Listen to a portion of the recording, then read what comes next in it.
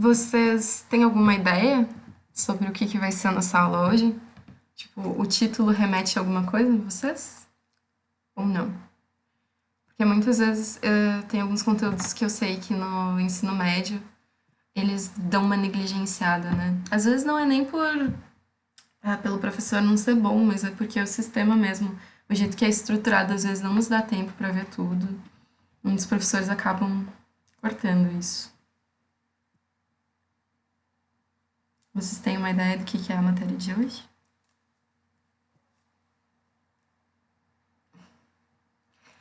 Vai ser interessante porque ela é bem interdisciplinar. Pelo menos eu enxergo assim, né? Então eu vou falar algumas coisinhas para vocês, que talvez lembre alguma matéria de geografia, por exemplo, que talvez vocês tenham que revisar, ou talvez vocês vão ver mais por frente. Eu vou falar alguma coisa sobre matemática, o nosso eterno fantasma, mas vai ser suave.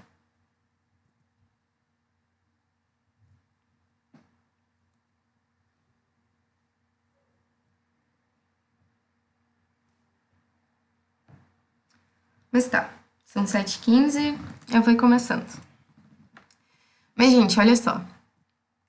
Dinâmica é algo que não tá estático, né? Então, uma hora alguma coisa vai se mexer. População. Vocês lembram o que era população? Qual é a definição de população? E, gente, essa é uma tecla que eu vou bater muito em ecologia, tá? Porque vocês saberem as definições básicas ajuda vocês, assim, em toda a ecologia. E é o que mais cai, gente, de longe, disparado. Então, e aí? O que é uma população?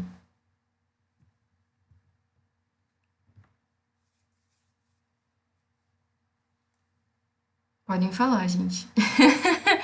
Sim, pois é.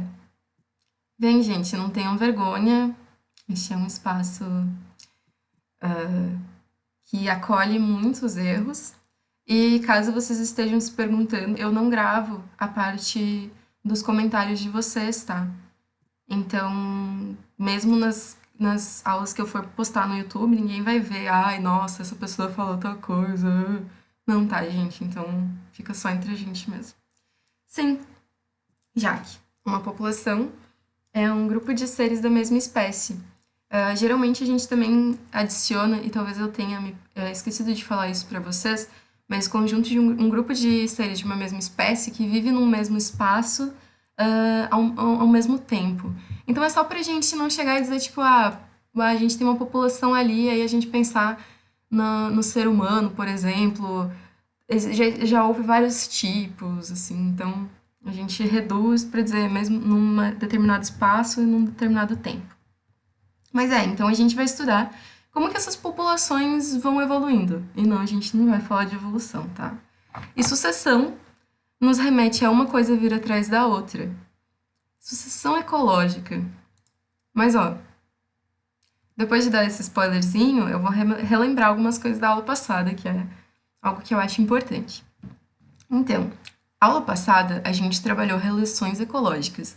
Que, gente, eu sei que é uma coisa assim bastante extensa, tem muito nomezinho, mas olha, se vocês conseguirem lembrar dos exemplos, vocês estão assim muito bem, porque se vocês lembrarem disso, vocês lembram de tudo. Até porque geralmente as provas cobrem os mesmos exemplos, tá? Aqui o Descomplica colocou a mais, assim, que a ecobiose é uma relação entre os seres vivos e meio abiótico, então o meio não vivo, e a lelobiose é como a gente chama a relação entre dos seres vivos entre si. Mas, ó, lembrando que assim, o símbolo de mais significa que alguém levou vantagem, alguém se beneficiou, o zero é neutralidade e o menos é que alguém se prejudicou. Então, vamos para as nossas relações harmônicas. As nossas relações harmônicas são aquelas em que ninguém sofre prejuízo. E lembrem que a gente tem dois tipos: as intraespecíficas, que são dentro de uma mesma espécie. Lembrando que a espécie, indivíduos de uma mesma espécie, são aqueles que têm potencial para cruzar e gerar descendentes férteis. E daí dentro a gente tem dentro das harmônicas a gente tem as intraespecíficas e as interespecíficas, que é entre espécies diferentes. Nas intraespecíficas harmônicas a gente tem as colônias, que são aquelas que o nosso exemplo é a caravela portuguesa, que elas estão unidas anatomicamente e elas podem ser isomorfas, que elas são iguais, que era o exemplo da esponja, ou heteromorfa, que é a caravela propriamente dita, porque eles têm formas diferentes. E qual é a diferença da colônia para a sociedade? É que na sociedade eles não estão anatomicamente unidos e também eles têm uma divisão de trabalho. Então, por exemplo, a gente pode dizer que a sociedade humana é isso daqui mesmo, apesar de que a gente pode discutir se é harmônico ou não, né? A gente costuma pensar nas abelhas, lembrem que eu falei da abelha rainha, do zangão, da operária, enfim. Nas interespecíficas, a gente tem o mutualismo, que é super, super, super importante, gente, lembrem dele. E o exemplo que está aqui é a questão que os ruminantes têm protozoários para digerir celulose no intestino deles. Lembrem que eu falei que a vaca, para se alimentar, para pastar, ela tem aquele estômago dividido em várias cavidades, ela regurgita. Enfim, mas o que a gente viu foi mais a questão dos líquens. Não esqueçam dos líquens, são muito importantes, e das micorrizas. No mutualismo, é muito importante lembrar que ele é obrigatório, então ambos os seres dependem um do outro para sobreviver. Se tu separar, eles não conseguem. Que é diferente da protocooperação. A protocooperação também é positiva para ambos, só que ela não é obrigatória. Então, por exemplo, aqui a gente tem o nosso jacaré com o pássaro palito palitando os dentinhos dele. Tanto o jacaré quanto o pássaro palito conseguem viver separados. Só que é positivo para eles viverem juntos, né? Lembrem do nosso comensalismo. Aqui a gente tem o nosso peixinho indo atrás do nosso tubarão. Lembra que quando esse tubarão se alimentar, vão cair restos e o nosso peixinho vai poder comer. Temos o inquilinismo, com o exemplo do epifitismo, que é o que a gente fala, por exemplo, das bromélias. Lembrem que o inquilinismo, ele é mais zero, porque ele é neutro para quem serve de casinha. Então, essa árvore aqui, ela não está sofrendo nenhum prejuízo. O que é muito diferente da relação desarmônica de parasitismo, por exemplo. A gente também sabe que a gente tem plantas que são parasitas. Lembrem que tem as holoparasitas e as hemiparasitas. As holoparasitas são aquelas que se alimentam da seiva elaborada, que é o nosso cipó chumbo, e as hemiparasitas são, o exemplo foi a erva de passarinho, porque ela pega a seiva bruta, não é elaborada. Então ela faz fotossíntese, lembrem que ela é verde. Além, já que eu já falei de parasitismo, né, a gente tem os endo e os ectoparasitas. Um exemplo de ectoparasita é o piolho, a pulga, e um exemplo de endoparasita são as verminoses. Mas voltando para as nossas relações ecológicas harmônicas, a gente também tem a forésia, por exemplo, que é aquela que tem aquela foto super fofinha do cachorrinho todo cheio de pega-pega no pelo, porque aquele pega-pega, o cachorrinho está ajudando na dispersão daquelas sementes, então é para deslocamento. E daí vamos falar sobre as nossas relações desarmônicas intraespecíficas dentro da mesma espécie. A gente tem o nosso canibalismo, que sinceramente eu achei o exemplo bem feliz. Lembrem do canibalismo sexual, que acontece com a viúva negra. Frida! Desculpa, gente. Que acontece com a viúva negra e com o louva-a-Deus. E também temos a competição intraespecífica, que é algo que a gente vai falar muito hoje, porque, gente, a competição intraespecífica, lembrem que ela pode ser por alimento, por parceiro sexual, pode ser por espaço no habitat mesmo. E daí as nossas desarmônicas interespecíficas são a predação, em que um se alimenta do outro. Gente, eu falei do herbivorismo, né? Geralmente a predação, a gente fala que só é predação porque vai haver a morte de um dos indivíduos, tá? Ele vai comer então inteiro, e a herbivoria seria diferente porque tu não mata propriamente o ser vivo, né? Não necessariamente. Por exemplo, uma larva comendo folhinhas não mata a planta necessariamente. Mas lembrem da predação. Nós temos a competição entre espécies diferentes também, que teoricamente não seria por parceiro sexual, porque lembrem do que significa espécie, né? Mas eles ainda assim podem competir por alimento, por espaço, tudo vai depender do quão parecidos são os nichos desses seres.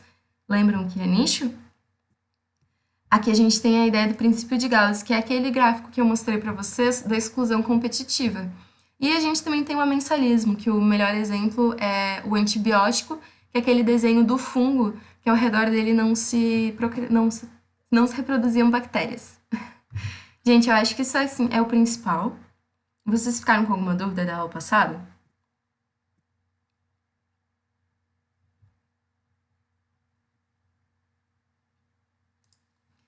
Olha só, Jaque, eu li agora, tá, o que você escreveu. Às vezes eu não consigo ler ao mesmo tempo, porque, né, senão o raciocínio não foi. Mas eu gostei muito da sua ideia, do que seria uma sucessão ecológica. Gente, eu acho muito legal quando vocês fazem isso, tá? Se vocês não sabem, mas vocês acham que vocês têm uma ideia, chutem, porque é muito legal essa troca. Eu posso ajudar muito melhor vocês se a gente tiver essa troca. Mas então, o que tu descreveu, pra mim, parece muito mais uma cadeia ou uma teia alimentar do que propriamente uma sucessão ecológica, mas tu vai entender isso agora um pouquinho melhor. O que acontece? A nossa sucessão ecológica, ela é ao longo de muito, muito, muito, muito, muito, muito tempo. Ela não chega a ser que nem a evolução, assim, aquela coisa praticamente atemporal que a gente fala, né, de tanto tempo que demora. Mas ela demora, sei lá, eu vou mostrar uma imagem depois que ela tem um time frame de uns 150 anos, mais ou menos. Mas tu não errou, assim, tipo, longe, sabe? A tua ideia de o que seria uma sucessão ecológica tá muito certa, na verdade. Obrigada por compartilhar. Gente, então vamos entrar no conteúdo propriamente dito. Dinâmica populacional. Gente, pensem na aula de geografia. Inclusive, vou passar o slide, porque olha só. Vamos começar por algo que a gente já conhece. Eu não sei se vocês já estudaram demografia esse ano, ou se vocês estudaram na escola e têm alguma ideia. Mas dinâmica populacional dentro da ecologia conversa muito com o que a gente vê de demografia. Aqui, por exemplo, a gente tem as nossas pirâmides etárias, né? Que a gente costuma dividir por sexo. Lembrando, gente, que não vamos ser nem um pouco cisnormativos nem heteronormativos nessa sala de aula, tá? Só que, infelizmente, por causa do vestibular, muitas vezes a gente precisa reproduzir algumas falas. Então, mas nesse caso, o sexo não teria nada a ver com gênero, com identidade sexual, nem nada disso. E daí aqui, bom, né? Voltando para a demografia, a gente vai vendo mais ou menos, por exemplo, a longevidade dos seres, se tem mais seres do sexo masculino, se tem mais seres do sexo feminino, se ela está estável, se ela está diminuindo, se ela está crescendo devagar. Por que é importante a gente ver isso? Porque os biólogos, os ecólogos principalmente, muitas vezes precisam fazer estudos para ver se aquela população precisa de uma ajuda, digamos assim. Por exemplo, se ela está em ameaça de extinção. Os ecólogos vão acompanhando e, ok, ela está ameaçada de extinção. Então, o que nós podemos fazer sobre isso? Como nós podemos ajudar? A gente também tem aqui algo que eu queria só botar os nomes assim para vocês não se perderem, tá? Mas não se preocupem muito, não se apeguem muito a isso. Que seria como os seres se organizam. Notem que a dispersão uniforme, ela é um pouco mais artificial, ela geralmente está associada a cultivos humanos. Ou então, por exemplo, aquela relação que eu falei para vocês dos pinos, de amensalismo. Lembra que eu falei para vocês que alguns pinos, eles não deixam que outros seres cresçam ao redor deles, então a dispersão deles fica bastante uniforme. O mais comum é que seja uma dispersão aleatória, então notem que não tem um padrão, ou uma dispersão agrupada, quando os seres andam em grupo. Por exemplo, um cardume de peixes, coisas assim. Então, na dinâmica populacional, a gente vai tentar estudar todos os aspectos. Mas claro que aqui a gente não vai ver todos esses aspectos, né? A gente vai focar no que o vestibular mais cobra, que é essa coisa, esse gráfico, gente. Gente, a matemática é muito, muito, muito importante, por mais que às vezes ela seja um pouco chatinha, tá? Então, paciência com os professores de matemática. Aqui a gente tem algumas formulazinhas que, sinceramente, eu acho que vocês não precisam decorar, mas vocês precisam entender o que está escrito ali. E eu vou explicar agora. O I é imigração, TN é taxa de natalidade, E é emigração e TM é taxa de mortalidade. De novo, vocês vão ver isso também em demografia com os profs de geografia. Mas olha só, como é que a gente sabe se uma população está aumentando ou por que uma população está aumentando ou diminuindo? Uma população vai estar aumentando quando a nossa taxa de imigração e a taxa de natalidade são maiores que a taxa de emigração e a taxa de mortalidade. Por quê? Imigração são as pessoas que estão vindo, imigrando, né? Eles estão entrando no espaço que a gente está estudando. E a natalidade estão nascendo pessoas novas. Então, definitivamente remete a crescimento. A emigração é quando os seres saem daquele espaço.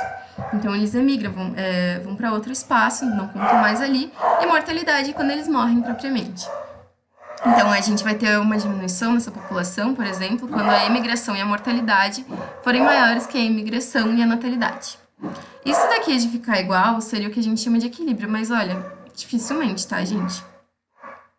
Aí, a gente tem nosso gráfico. Primeiro, vamos pensar o que seria o ideal, tá?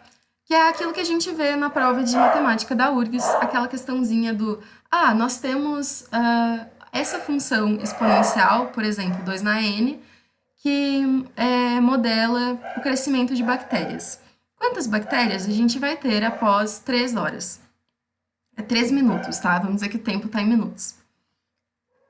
A gente vai olhar ali, 2 na n, ok, n vai ser 3, 2 ao cubo vai ser 8. Então, após 3 minutos ou 3 segundos, estaria mais certo, tá?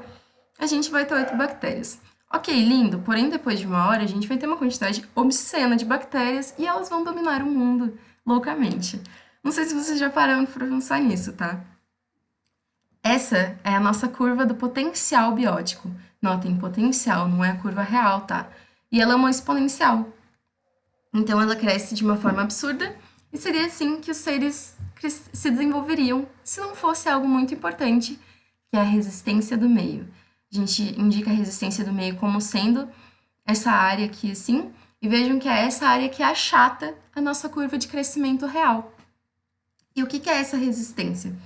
É porque todo o ambiente, ele tem um tamanho populacional máximo que ele suporta. Então, muito acima desse tamanho, ele não conseguiria. É o que a gente chama de crescimento logístico também. Porque a gente lembra de todas as relações que a gente conversou? A gente tem algumas que são harmônicas, mas a gente também tem algumas que são desarmônicas. E muitas vezes existe mortalidade. Isso faz parte desse equilíbrio dinâmico que tem na natureza. Então, não tem como a gente crescer indefinidamente, de forma exponencial, por exemplo, tendo competição inter e intraespecífica. Não teria como, não teria ambiente para todos os seres que existem dentro da ecologia crescerem dessa forma. Então, a gente tem o nosso crescimento real aqui. E vejam que essa curva também lembra muito o nosso gráfico de presa-predador. Lembram que quando cresce muito as presas, começam a crescer os predadores. Daí, quando começam a crescer os predadores, começa a decair as presas, porque elas estão sendo predadas. Aí, quando começa a decair muito as presas, começam a decair os predadores. E assim a gente vai indo.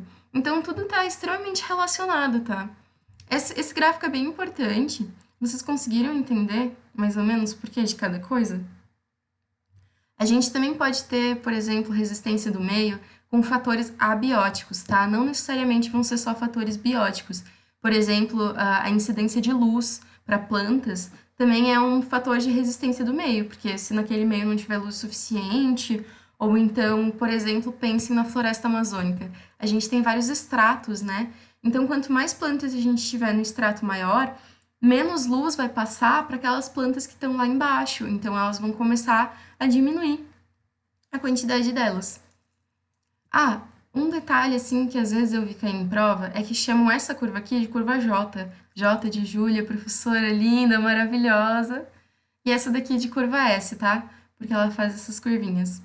Eu poderia explicar para vocês a matemática da coisa, mas daí a gente ia ter que ver derivadas, tá, gente? Então, pé no saco, não vamos ver. Obrigada a Deus. Próximo. Isso daqui vocês vão estudar bem melhor na geografia do que comigo, mas se vocês tiverem alguma dúvida, podem falar comigo, tá? E daí a gente vai para outro gráfico, a nossa curva de sobrevivência. E notem que eu escrevi umas palavrinhas aqui embaixo, cuidado parental. Por quê? A nossa curva de sobrevivência, vamos olhar os eixos, tá, gente? É sempre muito importante. Inclusive, não olhei os eixos com vocês na outra. Notem que aqui é o número de indivíduos, tá? E aqui é o tempo. Gente, a primeira coisa que a gente faz quando tem um gráfico é olhar os eixos. Me desculpem por essa gafe. Mas olha só, Aqui a gente está vendo o número de indivíduos que sobrevivem, é um log, pela porcentagem de expectativa máxima de vida, então pela longevidade desses seres. E notem que a gente tem três tipos de curvas. A gente tem a curva tipo 1, que, olha só, imaginem que a gente tem. Essa daqui é uma expectativa de 50 anos e essa daqui é uma expectativa de 100, tá? A maioria dos seres chega a mais de 50 anos, mas vai decaindo à medida que vai se aproximando dos 100. O que acontece? O tipo 1 ele é comum nos primatas. Por quê? Porque os primatas têm poucos filhotes, tá? Eles têm ninhadas muito pequenos. Por exemplo, uma mulher, ela costuma ter um, dois filhos, assim. Gente, sei lá, trigêmeos, eu acho que isso está dentro das coisas mais estranhas que eu já vi. Tá, eu sei de uma mulher que teve cinco ao mesmo tempo, mas aí também já estamos chegando num nível meio estranho. A gente costuma ter um ou dois filhos. E daí, como tem poucos filhotinhos em cada ninhada, vai ter muito cuidado parental. Pensem numa criança, gente. A gente não pode deixar ela cair, por causa que ela tem literalmente um botãozinho de autodestruição no topo da cabeça, né? Melhor lugar para colocar o lugar mais sensível da cria. São criaturinhas que elas precisam de muito, muito, muito, muito cuidado. Só que à medida que elas vão ficando mais velhas, a gente pode deixá-las mais sozinhas, né? Porém, existem outros seres, aqui entram muitos dos vegetais, e o exemplo mais comum é as tartarugas, que têm ninhadas muito grandes. Gente, uma tartaruga, ela coloca, sei lá, uns 100 ovos numa ninhada só. Só que muito poucos desses ovos vão sobreviver. O que acontece? A mamãe tartaruga vai lá, enterra seus ovinhos e vai embora. Gente, os nenês nascem e é tipo, socorro! É um escalando por cima do outro para tentar subir, muitos morrem ainda dentro do ninho. E vamos lá, né? Quem conseguir correr, quem conseguir chegar no mar, muitos poucos deles sobrevivem, gente. Então, notem que a mortalidade é muito grande aqui, ó, ainda pequeno. E também porque, mesmo que sobreviver, chegar até o mar lá, tu também vai ter que lidar com tudo sozinho. Pensa em todas as vezes que tu entrou numa furada quando tu era pequeno e os teus pais te ajudaram e, nossa, te apoiaram. Até hoje, gente, meus pais ainda são assim, ó, o melhor recurso que tenho para quando eu me enfio em furada. As tartarugas não têm isso, então elas morrem muito novas. E daí a gente tem as aves, que elas estão meio que no meio termo, assim. Geralmente se vê pelo tamanho das ninhadas, tá? A questão do cuidado parental. Mas pode depender. E talvez algum de vocês tenham estranhado a questão de, nossa, uma árvore tem cuidado com seus filhotes? Pois então, gente, sabe como você pegou uma vez uma semente de abacate, tentou enraizar, e enraizou que era uma beleza, assim, nossa, dava pra plantar aquele abacate já prontíssimo, maravilhoso. Só que daí tem outras sementes que você tenta plantar, tenta plantar, tenta plantar e o treco não pega, não dá certo. É porque existem sim sementes diferentes, existem sementes que a árvore, o vegetal gastou mais energia, ela tem um endosperma mais nutritivo, enfim, XY questões que vocês vão ver na botânica, e que facilita que aquelas sementes germinem. Só que o que acontece? Quando o vegetal faz isso, ele faz menos sementes. Quando as sementes têm uma menor probabilidade de germinar, por não terem uma qualidade, tudo isso eu tô falando entre aspas, tá, gente? Saudade de ver vocês que eu fico fazendo as aspinhas no ar. Ela costuma fazer mais sementes, porque daí vai dispersar mais e alguma vai ter que pegar, né? E chegamos então na nossa sucessão ecológica. Gente, sucessão ecológica a gente vai dividir em dois tipos: a sucessão ecológica primária e a sucessão ecológica secundária. Mas primeiro eu vou explicar para vocês, usando esse exemplo, o que é, em termos gerais, a sucessão ecológica, para depois poder explicar para vocês a diferença entre a primária e a secundária, tá? Notem que inicialmente a gente tem essa rocha, né? Desculpa, gente, as imagens estão em inglês, mas foi porque eu realmente não consegui achar uma foto que prestasse, que não tivesse legenda ou que a legenda tivesse em português. Aqui, ó, a gente tem essa rocha nua. Quais vão ser os primeiros seres a aparecerem? Provavelmente vai ser um musgo, né? Porque o musgo, gente, que coisinha mais resistente. Essas briófitas, elas conseguem degradar parte das pedras para conseguir os minerais que elas precisam. E elas vão fazendo fotossíntese, pegando os minerais ali da própria pedra. Então vão começar a aparecer musgos, vão começar a aparecer pequenas gramíneas, pequenas plantas. Aí vão começar a aparecer ervas um pouco maiores, essas ervas vão começar a se transformar em arbustos. Notem que o próprio solo está adquirindo horizontes, né? O solo está se desenvolvendo à medida que esses vegetais vão se desenvolvendo, porque muitos desses vegetais precisam de um solo melhor. Aqui a gente só tinha rocha, gente, rocha matriz. Até que a gente chega em uma floresta. Vejam, notem quão profundas são essas raízes. Gente, isso que eu contei para vocês, que demora muitos, muitos, muitos anos, é a sucessão ecológica. É essa sucessão de seres que ocupam aquele espaço. E daí, a gente divide esses seres também em alguns grupinhos. A gente tem os seres pioneiros ou colonizadores, que a gente também chama de ecese. Então, a nossa fase de ecese é quando a gente tem, por exemplo, o nosso musgo. Às vezes também consideram-se as gramíneas como pioneiras. O que acontece? Os organismos pioneiros, eles geralmente têm muitas formas de dispersão, tá? Eles têm um ciclo de vida mais curto, mas eles se reproduzem mais. Então, para ter muitos, eles têm que suportar condições ambientais extremas, às vezes. São condições bastante características. Por exemplo, não tem sombra aqui, tá? Então, eles vão receber muita luz solar, que, gente, se alguém tem planta em casa, sabe que nem sempre é uma boa. E eles vão receber toda a intempérie de vento, chuvas diretas, bastante complicado. Os nossos seres intermediários, que é o que a gente chama de séres, geralmente são espécies arbustíveras, tá?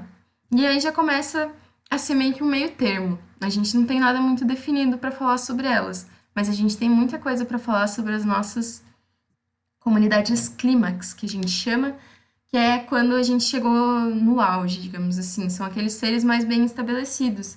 São espécies que estão melhor adaptadas e elas são muito boas competidoras. Então, elas têm uma vantagem competitiva em relação às outras que possam tentar se estabelecer aí. Por isso que aqui a gente tem um equilíbrio muito grande. E geralmente são vegetais de grande porte, tá? Notem que isso não quer dizer que toda a grama morreu, tá, gente? Mas é que a gente conseguiu estabelecer organismos de maior porte e a gente tem uma maior biodiversidade na nossa comunidade clímax. E isso daqui é a nossa sucessão ecológica primária. Por quê? Porque aqui a gente tem uma rocha nua, que é um espaço que nunca antes foi ocupado por vegetação. Essa é a definição de sucessão primária.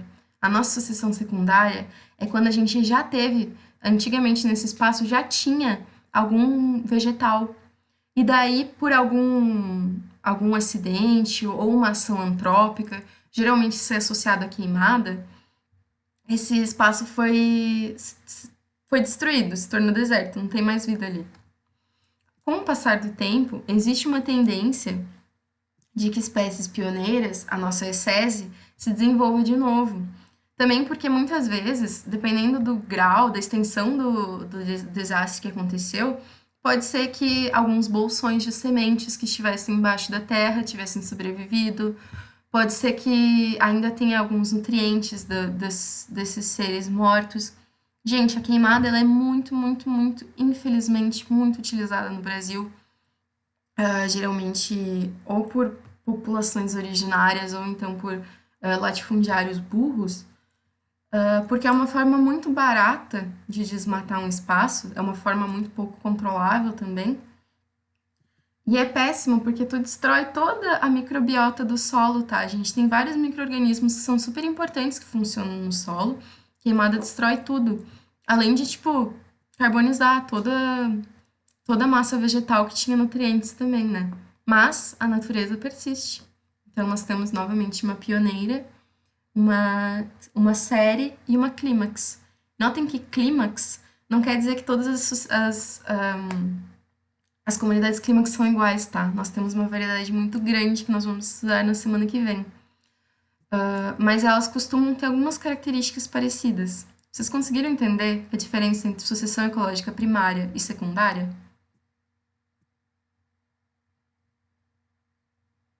Ótimo. Então aqui eu vou falar para vocês algumas expectativas que a gente tem sobre a sucessão ecológica, tá? Olha, se te contarem uma história e parecer que é diferente disso, pensa, talvez seja, tá? Mas geralmente é isso daqui que acontece. Para falar para vocês dessas expectativas, eu preciso lembrar vocês alguma coisinha que eu falei para vocês lá na primeira aula, eu acho que foi, que é a nossa produtividade líquida, a nossa produtividade bruta e a relação que eles têm com a respiração. Então, lembrem que o líquido é toda a energia que a gente recebe da energia que o ser produziu. É a energia que está disponível para consumo, menos tudo que ele produziu, menos a respiração dele, né? O metabolismo dele. Então, notem que quando a gente está em excese, a gente tem uma produtividade bruta pequena, porque geralmente a gente tem seres menores, então, e eles têm um ciclo muito pequeno de vida. Então, eles têm uma produção menor. Só que a produtividade líquida é alta. O que isso quer dizer? Que o que está disponível de energia para os outros seres que possam vir se alimentar deles, por exemplo, é muito alta. Então, sobra muito oxigênio, sobra muito matéria orgânica. A nossa biomassa é pequena e a nossa biodiversidade é bem pequena por causa das condições adversas ambientais. Nas séries, a gente vai ter um intermediário, né? Então, a nossa produtividade bruta começa a aumentar, nossa produtividade líquida começa a diminuir, biomassa começa a aumentar, biodiversidade começa a aumentar, para finalmente a gente chegar no clímax. Por que a nossa produtividade bruta é mais alta no clímax? Porque a gente tem seres maiores e mais bem adaptados àquele ambiente. Então, eles podem ter essa produção maior. Só que notem algo que a gente não esperava. A nossa produtividade líquida está menor. Por quê? Porque esses seres consomem na respiração, nos processos metabólicos deles, praticamente tudo o que eles produzem. Por isso, entre outros motivos, que aquela ideia de que a Amazônia é o pulmão do mundo está muito errada. Porque apesar de sim liberar muito oxigênio durante sua fotossíntese, a Amazônia também absorve a maior parte desse oxigênio durante sua respiração. Por isso que o pulmão do mundo, gente, seriam as nossas algas, tá? O pulmão do mundo está no mar. A Amazônia não deixa de ser importante, tá, gente? Só esse toque. A gente costuma dizer que no clímax, no estágio clímax, se a gente dividir a produção bruta pela respiração, vai tender a 1, que é muito parecido. Notem que a nossa biomassa também está muito alta e a nossa biodiversidade também está muito alta. Porque esse ambiente já está mais. Socorro, Deus me livre, não disse não, gente. Não queime a Amazônia, tá? O ambiente já está mais adaptado. Geralmente a gente costuma falar que o estágio clímax também está mais estratificado. Por exemplo, onde a gente vai ter estratificação é no estágio clímax. Deixa eu só ver. Tá, ok. Deu tempo, gente. Eu sei que você tem aula de matemática agora. Não queimem a Amazônia. Mas olha só, eu vou dar para vocês, só pra gente terminar, mais alguns exemplos do que poderia ser uma sucessão ecológica primária. Por exemplo, se a gente tiver uma erupção vulcânica e vai liberar lava, né? Às vezes até se criam ilhas dessa lava resfriada. Esse espaço nunca antes teve vegetais ali, nunca antes teve vida ali. Então, sucessão primária. As dunas são muito interessantes por causa disso, porque essa areia, que por uma questão muitas vezes eólica, acaba se amontoando e ali pode começar aquelas vegetações. Gente, a gente vê muito no litoral do Rio Grande do Sul, né? A gente tem muitas dunas e tem aquelas graminhas que ficam se enfiando naquelas dunas, que na verdade seguram elas. Aquilo é um exemplo de sucessão primária também. Quando a gente tem derretimento de geleira e expõe alguma coisa embaixo, algum terreno embaixo, aquilo lá também é sucessão primária. E também a questão dos lagos. Às vezes o lago começa a secar e quando expõe aquela parte de baixo, a gente pode considerar que a vida que for começar naquele terreno é uma sucessão ecológica primária. De sucessão secundária, além das queimadas, a gente tem a questão das clareiras, que é muito importante, gente, mas também pode ser uma questão natural. por exemplo, alguma doença, alguma praga ou algum alagamento que tenha sido por muito tempo, que tenha devastado essa população. Daí é isso, eu estou à disposição para vocês, para qualquer dúvida, e na semana que vem a gente vai discutir um pouco melhor como são esses ambientes clímax. E não queimem a Amazônia. Reciclem, comam vegetais, perguntem qualquer coisa. Boa noite e boa aula para vocês, tá?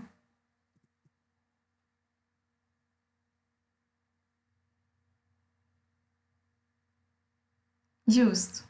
Mas a gente vai trabalhando a pequenos passos.